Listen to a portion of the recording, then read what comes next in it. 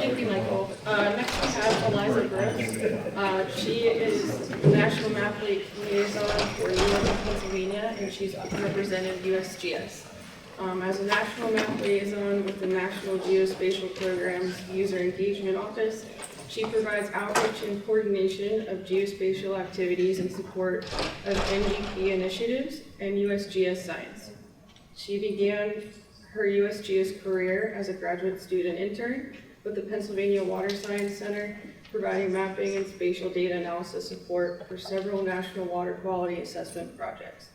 She also served as project chief for studies characterizing the occurrence of arsenic and radon in groundwater using geospatial and statistical analyses, and for a study assessing the prevalence of pesticides and nutrients in groundwater through sampling of domestic wells in agricultural areas.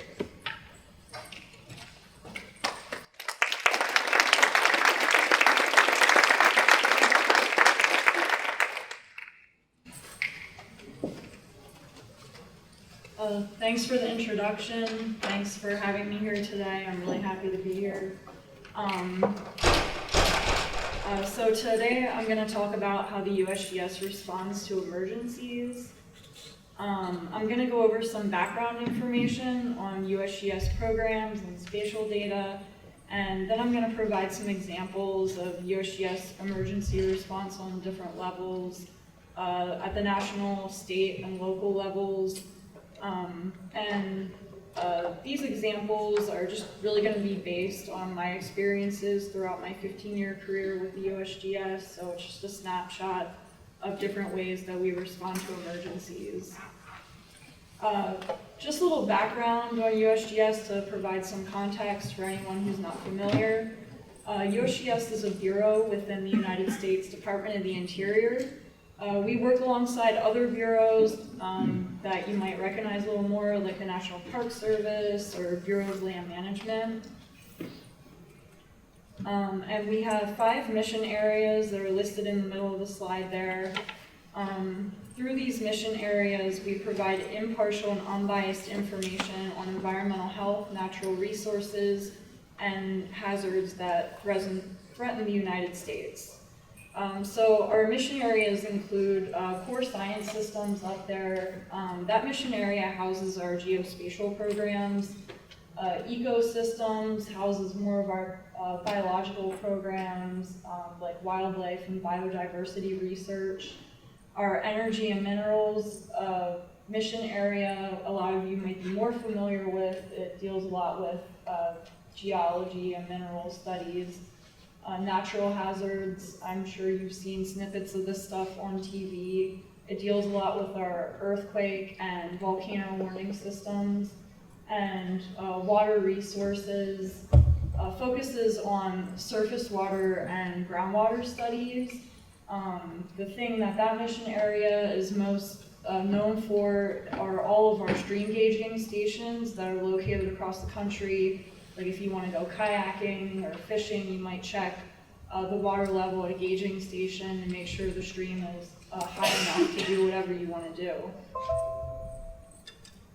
So for the purposes of today's presentation, I'm just going to focus on core science systems and water resources, just because these are the 2 areas that I've worked within throughout my career at the USGS. And as a result, these are the 2 programs that I'm most familiar with how we respond to emergencies. But just keep in mind that, there are 3 other mission areas in there that I'm not really going to be touching on today. So the core science systems mission area houses the National Geospatial Program. Core science systems focuses on characterizing and understanding complex earth and biological systems, and through the NGP, or National Geospatial Program, we help to provide a foundation of digital geospatial data for those studies. So I've been working now as the National Map Liaison with the NGP for a little over 2 years. Prior to that, I was with the Water Resources Mission Area for 13 years and served as project chief for several groundwater sampling and groundwater geospatial analysis projects. So this mission area provides reliable, impartial, timely information that is needed to understand water resources, and does this through its regions and its water science centers. So the water science centers really serve as hubs for critical water science. These are funded a little differently than our other programs. They receive funding from federal, state, and also other local partners. And the water science centers are located all throughout the country. For example, here in Pennsylvania, the Water Science Center main office is located in New Cumberland. That's the green star there. It's right across the river from Harrisburg. There are 3 additional field offices in Pennsylvania. One is in Downingtown, outside of Philadelphia. One is in Bridgeville, close to here, right outside of Pittsburgh. And the other is in Williamsport in the north central part of the state. So even though I work right now for NGP, my physical office location is in our New Cumberland main office there, that green star. So I'm going to talk a little more about emergency response within the National Geospatial Program. The NGP is key to emergency response situations because the program's geospatial products and services can really be incorporated to aid in decision-making and operational activities. Some of the products you might be more familiar with include our USGS topographic maps, which I was just having a conversation with Philip about, or geospatial data and services that are available through the national map, like you can download our elevation data, some orthoimagery data, or hydrography data through the national map. Within NGP, we have our Office of User Engagement, and this houses the National Map Liaisons. The liaisons assist with 4 different focus areas, and these include elevation, hazards, published maps, products and services, and hydrography. The hazards focus area is concentrated on science applications that support hazards research and mitigation activities. So the hazards focus area includes activities like emergency response support. This is mainly at the program level. Another example is the Geospatial Information Response Team, and that's at the bureau level. So the Geospatial Information Response Team, or we call it GERT, because we love our acronyms. We facilitate the coordination, communication, dissemination, archive of geospatial data during a disaster event. So I've been serving as one of the newer members of the GERT for about a year now. I serve under Lance Clampett. He's the chair of the GERT, and he is also the hazards focus area lead within NGP user engagement. So there's a team of about, it's 5 of us from USGS, and then we've got 2 people from ESRI, and they help us really to ensure that timely geospatial data are available for emergency responders and resource managers. And really one of the GERT's most widely used resources are our event support maps. So our event support maps have been widely used internally by Department of the Interior and other bureaus. We've also used internal maps with other federal agencies like FEMA and the Army Corps of Engineers. We've been working to broaden our horizons and create several event support maps that are available for public consumption. So we use the event support maps to really visualize available data and share data with our partners. And this allows for coordination. This can sometimes include the acquisition of even more data that will be added to the event support map and shared with partners. And sometimes that snowballs, and we are really able to create an effective cycle of communication, coordination, and dissemination of data during a hazard event. So the event support maps are definitely by far the GERT's primary national support tool that provides awareness and support for resource management during a hazard event. And as a result, we've been working really hard with our Esri folks to revamp our webpage and portals so that it's a little more user-friendly. And that's just a screenshot there of what it's starting to look like. We've also been working to provide public access event support maps, like I said earlier. Right now, we've got two main ones. These include the Mississippi River City and Town Initiative, or MRCTI, event support map. And that's really focused on the Mississippi River region, and the political officials there. They're able to log onto there when there's a disaster and look at the available data. And we also have the water hazards ES app, or event support map. So I'm going to focus on the water hazards event support map to showcase how USGS responds to an emergency at the national level. This event support map serves as an operational platform and links to our water hazards dashboard, which is shown on the screen there. And this dashboard provides information from the USGS and resources from partner agencies. Like there are tabs there, 5, 6, and 7, that include resources from NOAA, NASA, FEMA. There's another tab that's not shown there with data from the USACE. So active events are shown on the actual map there. And this is a snapshot that I just took yesterday. These currently include events like the coastal flooding that happened in Alaska, and that is shown by those red and yellow boxes over the state of Alaska. And then of course you can see the storm path of Hurricane Fiona. Since there are no active events in Pennsylvania right now, I'm just going to focus on the coastal flooding in Alaska to look into the event support map in a little more detail.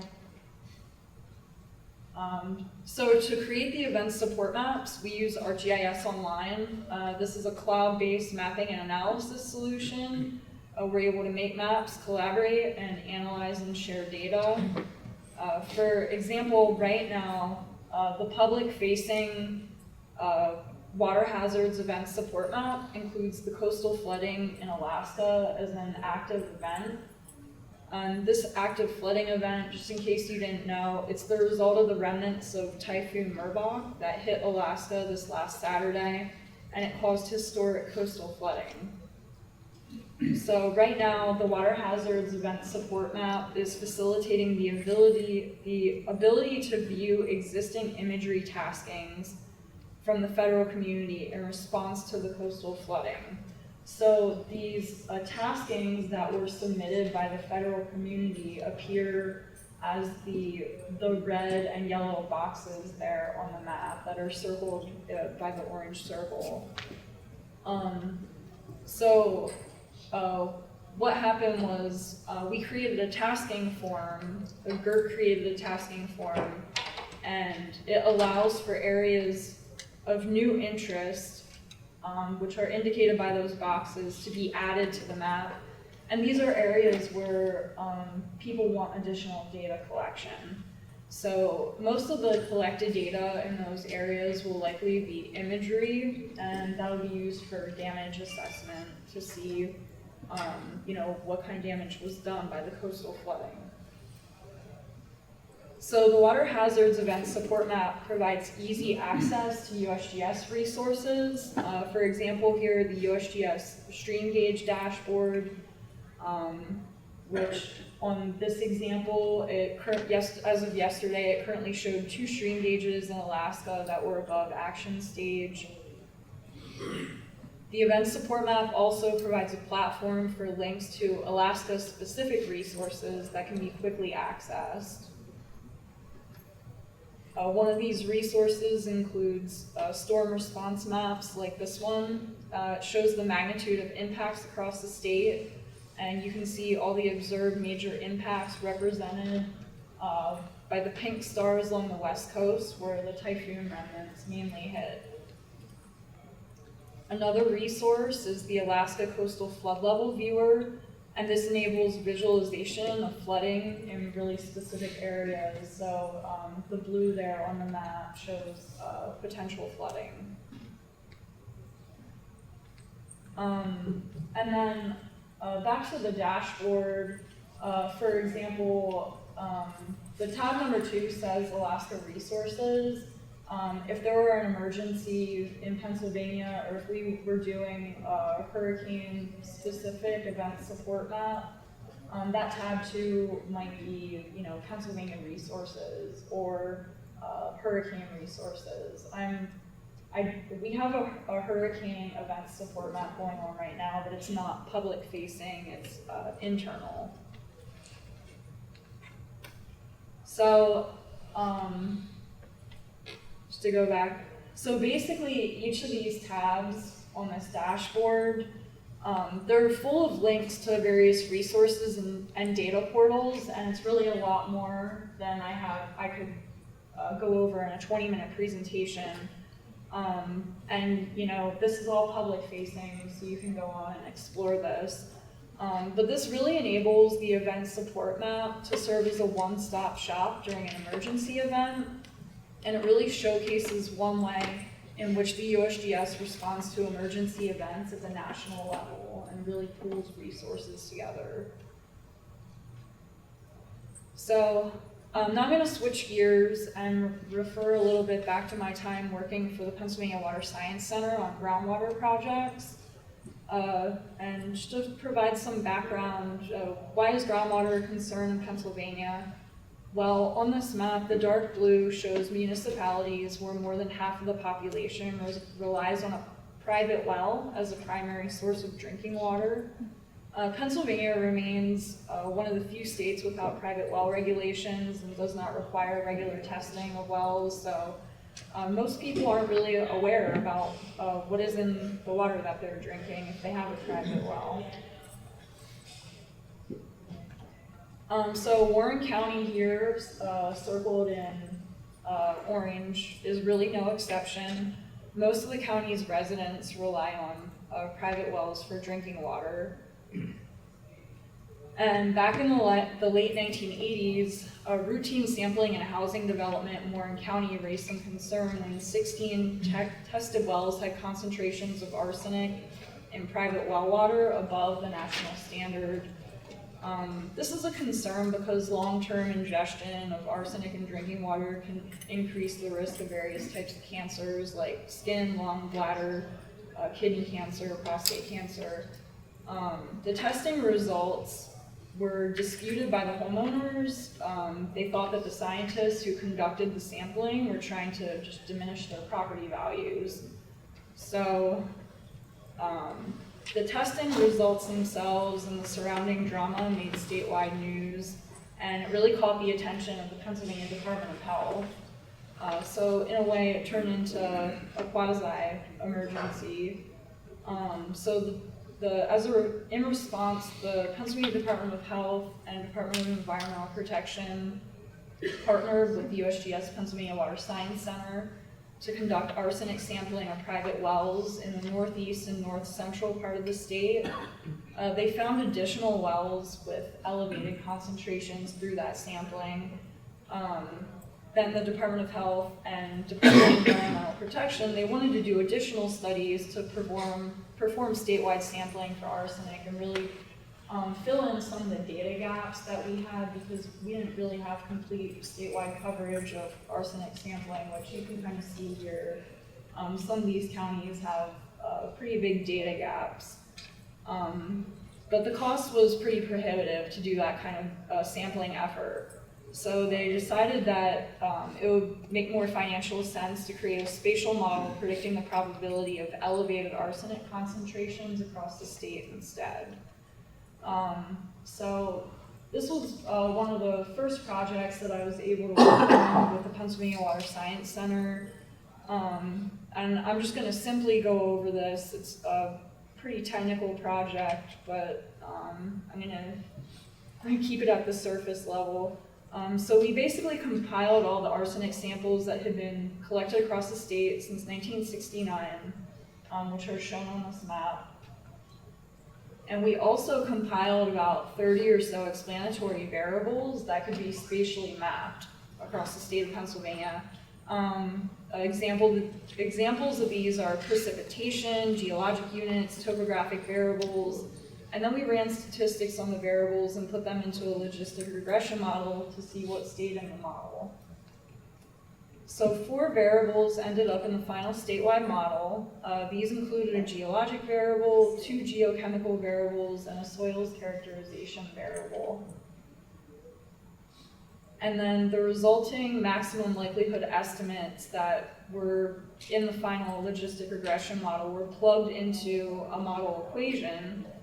The equation is shown there at the bottom, circled in orange, and that the maximum likelihood estimates, in addition with the spatial data for the final variables, were used in the equation to create a geospatial model for the entire state, and it looked like that.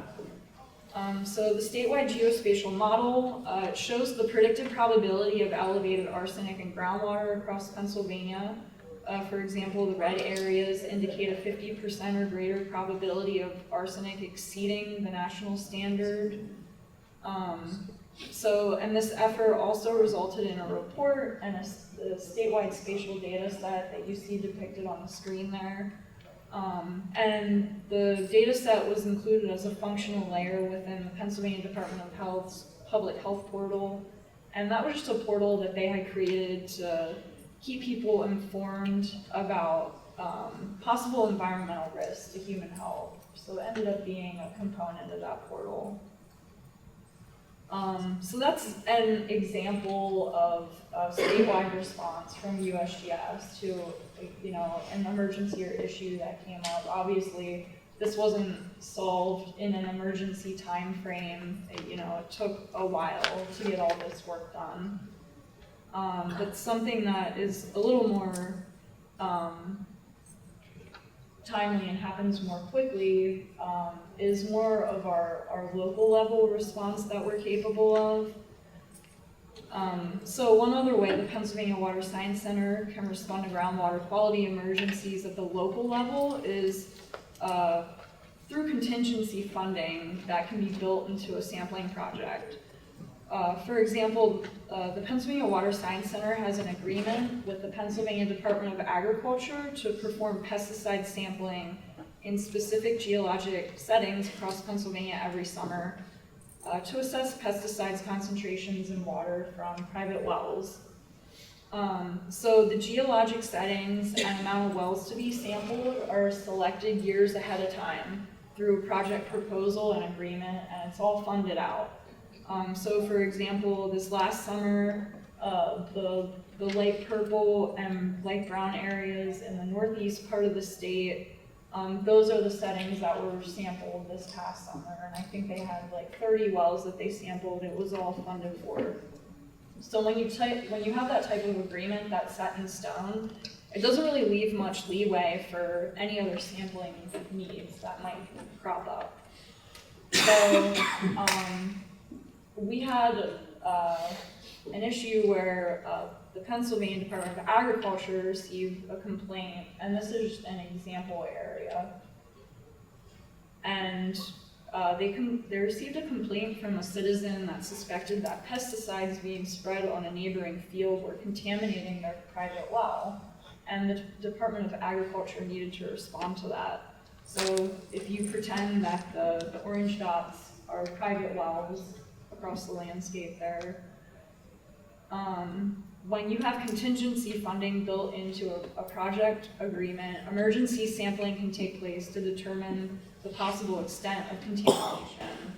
So you can determine a set of criteria. For this example shown, maybe a specified radius around the perceived contamination area to encompass a couple of those wells. And then the USGS can offer free well water sampling to homeowners to analyze for pesticides or any other contaminants in groundwater sampled from those private wells. So luckily for this project now, On my way out the door, I was able to factor in some contingency funding, and it's been written into the current agreement that Pennsylvania Water Science Center has with the Pennsylvania Department of Agriculture to facilitate this type of emergency sampling. And as far as I know, they haven't had an opportunity to conduct the emergency sampling yet, but it's really a good example of how the USGS can really respond to an emergency at the local level. I really gave quite a crash course on how the USGS responds to emergencies at different levels. For example, the national scale, we've got our public-facing event support maps. These provide a one-stop shop for geospatial data and national scale collaboration. At the state level, the option of creating a statewide geospatial model that will characterize presence of a constituent in groundwater over a certain threshold.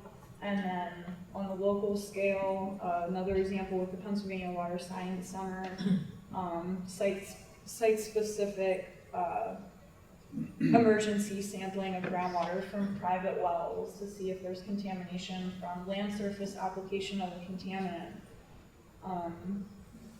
So I'll take any questions. If you have any questions, even not necessarily about what I went over today about the national map, feel free to email me. My email is egross@usgs.gov, and thanks for having me.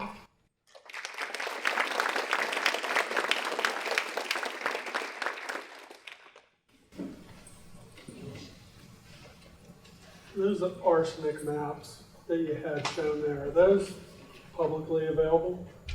Yes. So I can just go to the website and check Yes. it out? If you have trouble finding it, shoot me an email, because we have just recently updated all of our data repositories, and I'm not sure if it made it into the new repository. So I assume the red on the map meant bad. So it's bad, but not that bad. So Yeah, I see that little red spot there in western PA and southwestern PA that's painfully close to my house. So that, according to the model, it indicates a 50% or greater probability of arsenic exceeding the national standard. So there's a lot of leeway in there. Okay. How well did did your model here, how well did that match up with the field data that you had before? It wasn't excellent, but it was good enough to, to be useful to the public, to provide a visualization like this. Like, for example, that last category of the red, that's only a few tiny little areas, and there are, I do have a map of residuals plotted where you can see the areas where it was like a false positive or false negative. We can take one more. I also had a question about this. Have you, since this was created, or you continuing to add samples to it to refine the model or track? So we have not refined the model yet. Interestingly enough, when I took over this project, the pesticides in groundwater, I finagled, not only were we sampling for pesticides, but we've now started sampling these wells for arsenic and radon. So, and that's been going on now for probably 7 years. So, and they're doing 30 wells a year. So that database is growing. So hopefully eventually, it probably won't be me, but hopefully someone will follow in my footsteps and kind of take another look at that study. And also for this project, they're sampling for PFAS too. So that's pretty interesting. Thank you.